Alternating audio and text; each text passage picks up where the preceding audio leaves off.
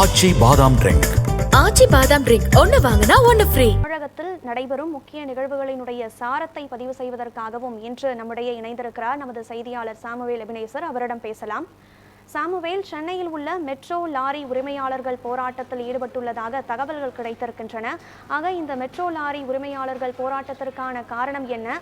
இது குறித்த கூடுதல் விவரம் என்ன? உரிமையாளர்கள் போராட்டம் ஈடுபட்டு வரும் பட்சத்தில் போராட்டத்தில் அவர்கள் வைக்கக்கூடிய கோரிக்கைகள் என்னவாக இருக்கிறது?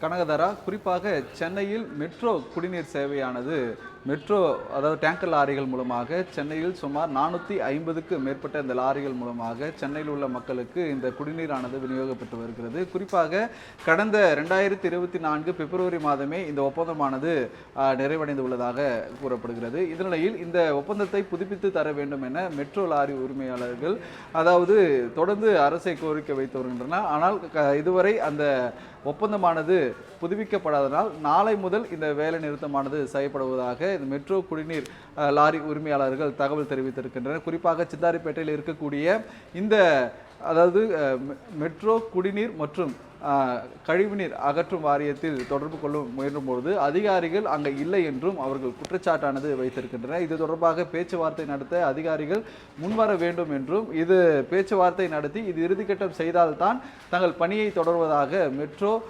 குடிநீர் லாரி உரிமையாளர்கள் இந்த தகவலானது தெரிவித்திருக்கின்றனர். இது மட்டுமல்லாமல் இந்த வேலை நிறுத்தத்தால் சென்னையில் இருக்கக்கூடிய பெரும்பாலான பகுதிகளில் பொதுமக்களுக்கு இந்த குடிநீர் தட்டுப்பாடு நிலவும் அபாயமானது ஏற்பட்டிருப்பது குறிப்பிடத்தக்கது. கனகதாரா, சாமுவேல், அடுத்ததாக நாளை மறுநாள் தமிழகத்தில் பள்ளிகள் அனைத்தும் திறக்கப்பட இருக்கின்றன. ஆக பள்ளிகளுக்கு மாணவர்கள் பயணிக்கும் வகையில் அவர்களுக்கு ஏதுவாக முன்னாள் அதாவது கடந்த கல்வியாண்டில் மாணவர்கள் பயன்படுத்திய பஸ் பாஸையை இந்த ஆண்டும் பயன்படுத்தலாம் என்பதாக போக்குவரத்து துறை தரப்பில் தெரிவிக்கப்பட்டிருக்கிறது. ஆக இந்த பஸ் பாஸ் சேவையை மாணவர்கள் எவ்வளவு நாட்கள் பயன்படுத்திக் கொள்ளலாம்?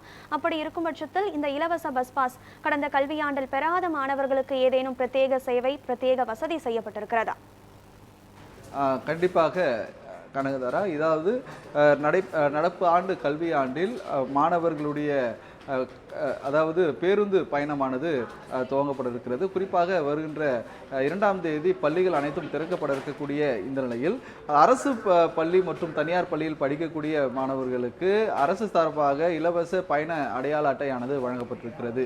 ஆனால் இந்த ஆண்டு புதிதாக மாணவர்கள் பள்ளிக்கு செல்ல இருப்பதால் கடந்த ஆண்டுடன் இந்த பயண அடையாள அட்டையானது நிறைவடைந்திருக்கும். ஆனால் தற்போது போக்குவரத்து துறை அமைச்சர் தெரிவித்திருப்பது என்னவென்றால், பள்ளி மாணவர்கள் பழைய அடையாள அட்டை வைத்தே பேருந்தில் பயணிக்கலாம் எனவும், அதே போல பள்ளி மாணவர்கள் சீருடை அணிந்து பேருந்தில் பயணிக்கும் போது அவர்களிடம் எந்த ஒரு கட்டணமும் வசூலிக்கப்படாது எனவும் தற்பொழுது தமிழக போக்குவரத்து துறை சார்பாக அமைச்சர் தெரிவித்திருக்கிறார். இது மட்டுமல்லாமல் இந்த நடப்பாண்டில் அதாவது 2025-26 கல்வியாண்டில் மாணவர்கள் சேர்த்து இந்த மாதத்து இறுதிக்குள் அவர்களுக்கான புதிய அடையாள அட்டைக்கான புகைப்படங்களானது எடுக்கப்பட்டு இந்த பயண அடையாள அட்டை விரைவில் வழங்கப்படும் எனவும் தெரிவிக்கப்பட்டிருப்பது குறிப்பிடத்தக்கது. கனகதாரா,